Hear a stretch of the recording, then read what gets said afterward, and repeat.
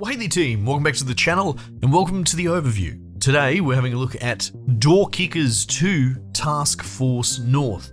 So this has been early access for a while. I covered it back on the channel back in the day, but it's at 1.0 release, and so this is the newest game that I'm doing an overview for. A review, if you're not across it, the format's a little bit different this year, a bit experimental.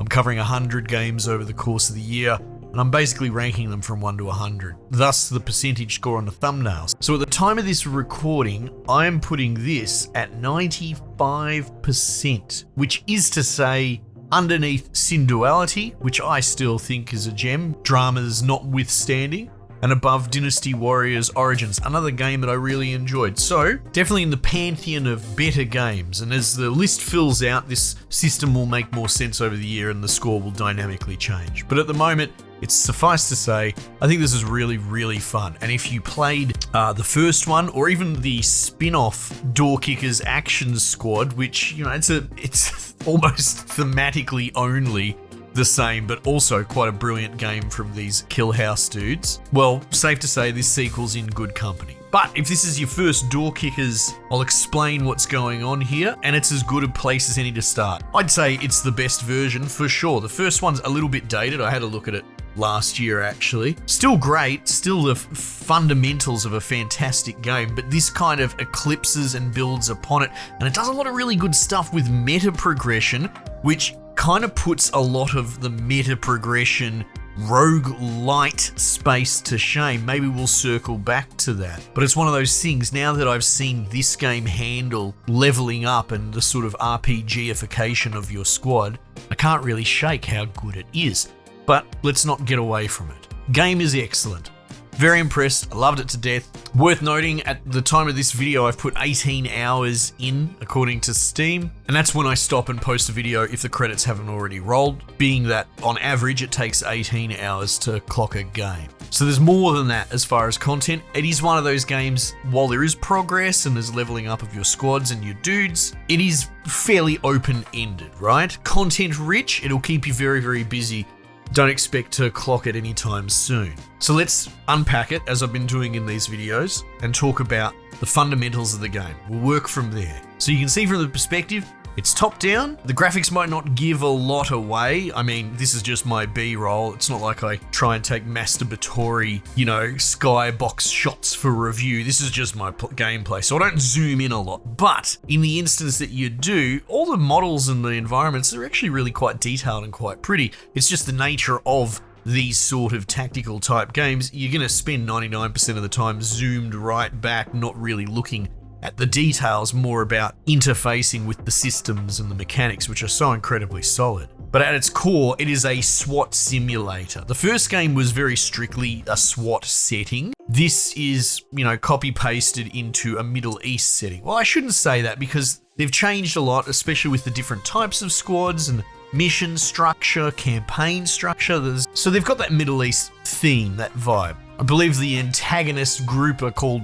the Blackheads. I can't remember. It doesn't really matter, right? It's all just window dressing. This is gameplay first, thank God, after Avowed. But it is one of those games that will grab you. I often talk about I'll be walking around the block in between recordings, and this game's had its claws in me and taking up my mind rent-free. Oh, what if I did this, if I pie this corner? And, you know, it's one of those things that just you will constantly be trying to solve it, trying to break it, trying to understand the mechanics and wield them and bend them, which to me is an absolute standout for anything that's strategic or tactical level. So the framing is, it's SWAT-based stuff. Essentially, you will have a team of different dudes, and they've got little different classes. The main sort of ranges that you start as, and is kind of the main character squad. They'll have like Assault. Assault is your bread and butter door kickers, as it were. You've also got Support, which are more like on the light machine guns. You're not really sending them through the door if you can help it, but more once you've taken ground, you set them up on long corridors and angles where if the enemy tries to flank or run out or get flushed out, these dudes will cut them down. Then you've got, I can't remember what they're called, sharpshooters, marksmen, something like that, but they're your DMR type dudes, and they have a fair bit of overlap with the support Some of the missions, especially as the game goes on, get much more open, so you get way longer sight lines, and your assault is very much not equipped for that. That's when these long-range riflemen will come in. And then you've got grenadiers, which I didn't use a whole amount. They've got like underbarrel grenade launchers and that. And in some scenarios, you'll kind of come around a corner and there'll be like bloody 5-10 dudes there. And you're kind of stuffed. So that's when a grenadier would come in. So all pretty situational. Safe to say the assault is your main door kicker. And so you go through these missions. In the beginning, campaign mode is not unlocked. Campaign's more like, think run-based from a roguelike perspective, not from any sort of real narrative, right? The real king's share of content here are the missions, and they come in little packs, like you got the FNG pack at the beginning, and some of them are themed, and they get more tricky as you go along, but essentially it's just follow the bouncing ball, try and do these bespoke missions that will get bigger and more complex as you go along. But yeah, at its core, you're essentially sending these guys in through the top-down view, kicking indoors, and trying to do clearances. And it is one of those things you start to reframe the way you look at it, because the idea and the concept of kicking in a door against an entrenched position, let's say, is absolutely not in your favor. So everything you do is about leveraging that.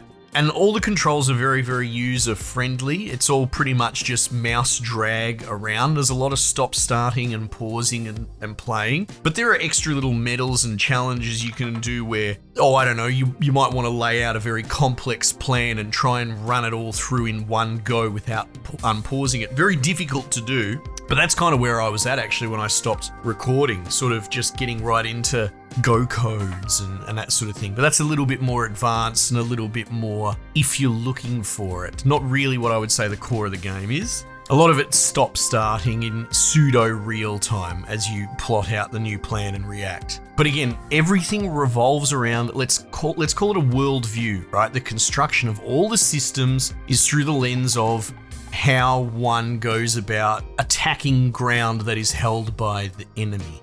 And this comes all the way down to even the little stat lines on your dudes. They have aim time and accuracy are separate things. And you can even see on the little men, the little characters, if you stand a dude too close to a wall, he won't have his gun up, because I'm using my hands. If you have like a pistol or something like that, it's got a shorter barrel, and the aim up time is much quicker, but it definitely doesn't have nearly as much stopping power as some of the bigger guns. And so you have to consider, maybe when the door swings open, your dudes already have their barrels up ready to go, because once they're aimed up on the aim time, then accuracy comes into it. There is a bit of RNG to it, and your dudes have various stats and you can change out their gear. So in the beginning, they're all pretty crap, and as they level up, they become a little bit more superhuman. So that's where you look at it, the art of attacking a doorway.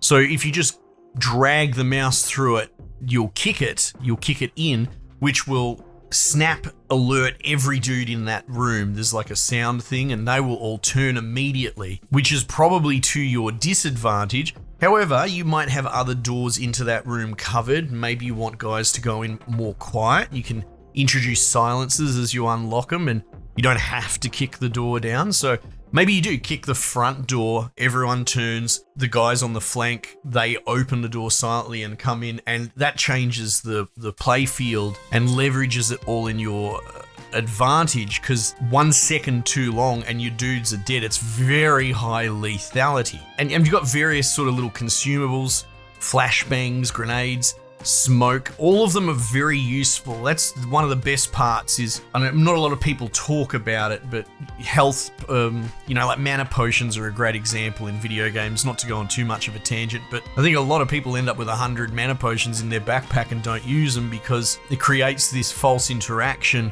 If something's consumable, i.e. non-permanent, you're not going to use it. And I think it's great when a game is designed in such a way where you really want to use up those items. Now, granted, you don't carry these grenades from mission to mission. It's not that complex, but you'll get to a point where there'll be this room and there's only one door in and there's a pretty blind corner, and maybe all you guys are injured or you're down to one dude and you'd be thinking, God, I wish I had another flashbang, but he doesn't have one because you've used them all up. And that's excellent. So you use all the tools in your tool chest. And even things like smoke is quite useful. not necessarily to barge through, but, refer back to, okay, let's create a scenario. You've got an open doorway. Now, you can tell your dudes to pie it if you want, and that's really quite easy. You just right-click, drag on your dude, and then left-click on the location. It has a little pizza pie piece, which is cute. And then you can draw your dude with left-click across the doorway, and it's that simple. He will hold that angle and come across. But at the same time, you're still rolling the dice, because if there's a bloody Terry the Terrorist sitting right there with his gun up, looking straight back at you, you're a 50-50 split. Your guy might have really good stats, but he's moving, and that really slows down their aim time. And the other dude, who knows, he could be bad, he could be good. So you don't really want to do that. So maybe you have this open door frame, but you want to take up position. What you could do is throw smoke on the door frame, and maybe, 10, 20 meters back, you set a DMR dude to look down that doorway. And so when the smoke clears, he's going to drill old Terry, who's standing there in the doorway with a rifle that's only really accurate up to, 10, 15 meters depending. Absolutely outclassed. So there is that, puzzle solving layer to the interplay of mechanics. There's civilians, there's, people to be rescued, high value targets. There's all sorts of really clever scenarios. There'll be like a bomb timer. Like, it's not super common, it's kind of rare and novel, but the idea that you have to run in and defuse this thing, so you have to move at a pace that you might not be really comfortable with. You can get sniper over support, but also sometimes dudes are setting up little video cameras to execute guys, so if you make noise, they will run to execute them, so you got to try and cut them off. One fiendishly cool level, there was a bomb, and you can see it on the map, and it's got like 20 seconds, so you got to run in and defuse it, and I had a couple of goes until I did that. And then, while I was clearing the rest of the level, because I was like, oh, deep breaths, the bomb's defused, after a little bit, all my dudes got killed because another bomb was hidden in the level that detonated. So the game, you cheeky bugger, showed me that there was one bomb at the beginning, but had a hidden one tucked away to do exactly what it did and blow me up and end my run. Very clever. So you level up your dudes, you level up your squads. You don't really interact with your dudes leveling up. Like, they have stat lines, like their assault effectiveness or their aiming, and those will just organically level over time. You have like a doctrine tree, which is sort of the core level of your squad. So those default ranges that you go as, it'll start leveling up, which is cool because there's an Iron Man mode where your dudes can die and cycle out, but the doctrine remains. So you don't ever really truly lose all the progress. There's two other factions that you can unlock. One is the sort of the People's Militia SWAT.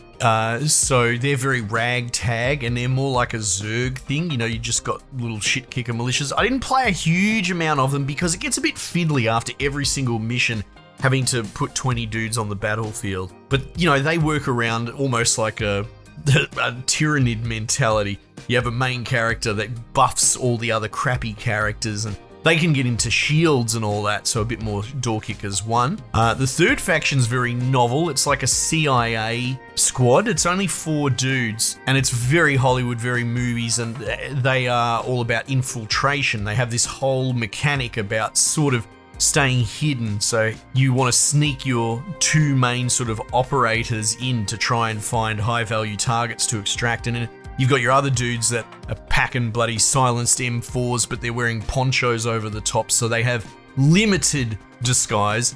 And then when they cinematically throw their poncho off and it's on time and the guns are on, they can't put it back on, so it's a one-use sort of thing. Anyway, they're all very cool and distinct and different. You can play through all the main missions with any one that you want and level them up accordingly. As you get like stars from doing missions, you can spend them to unlock more weapons and armor. A lot of it is ladies' choice, like it doesn't really matter between this site and the other, or most rifles. Like the M4 I pretty much use all the time for everyone.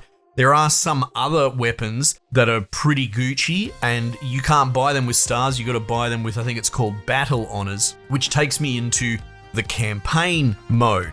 So there are these main campaigns, and you can unlock all this stuff after doing X missions. So when you do a campaign, you're kind of locked in. You don't get the rewards until the end of it. Your dudes suffer permanent or semi-permanent injuries, so you don't have to do it on Iron Man mode. But by the time you're up to like day 7 of the first campaign, and it's just doing these randomly generated missions that tie together. Some of them are more operations, like you're moving through, but you've got other ones called tours of duty, where it's, just speckled around missions, and half your dudes are injured and can't deploy. The other half are hurt. They can deploy, but they're going to be underperforming.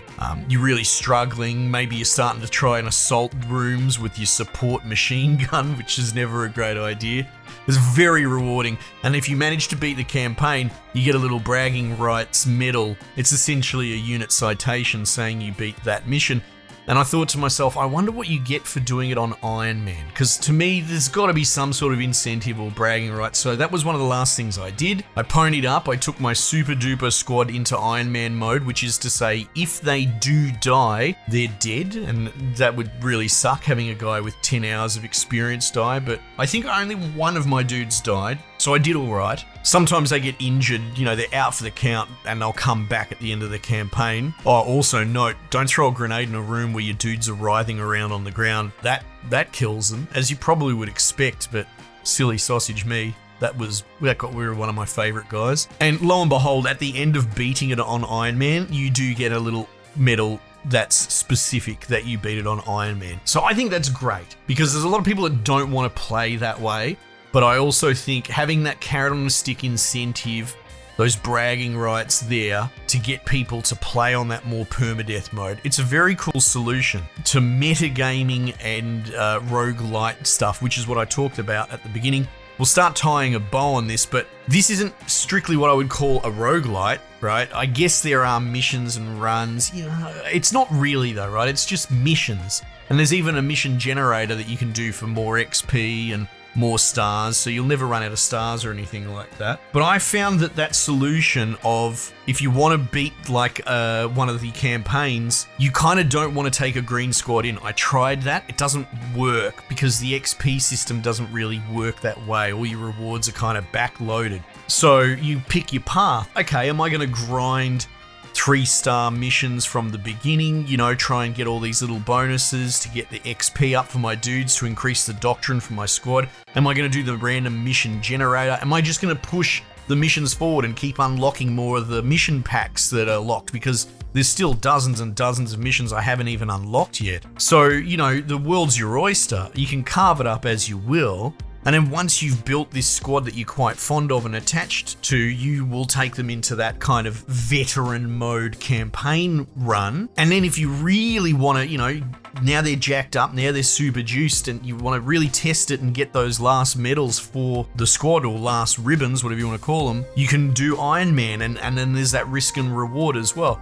So it's great. Nothing's forcing you to do any of that stuff, but there is still a progression carrot on the stick, which is so much better than, you died and lost a run, but here's 3% increase to treasure find for your next run, and that becomes a substitute for rich content, is outsourcing shitty meta progression. Anyway, just a bit of a closing thought, and I find it quite funny that this game's not setting out to do roguelite progression better than roguelites, and yet here we are. To me, it's actually a step forward in the right direction, since we are drifting so far from the original roguelikes. Anyway, excellent game. I think I've said my piece, so we'll probably just wrap it up there. Check it out. If you're a little bit, shook because of some of maybe the crappier AAA stuff that's been coming out recently, this is a great palate cleanse. This will cure what ails you. Pure gameplay and top shelf at that. And if you never played any of the previous games, just get this one. There's nothing wrong with it. It's the best place to start. Anyway, team, I'll just leave it there for the time being, and I'll catch you guys on the next one.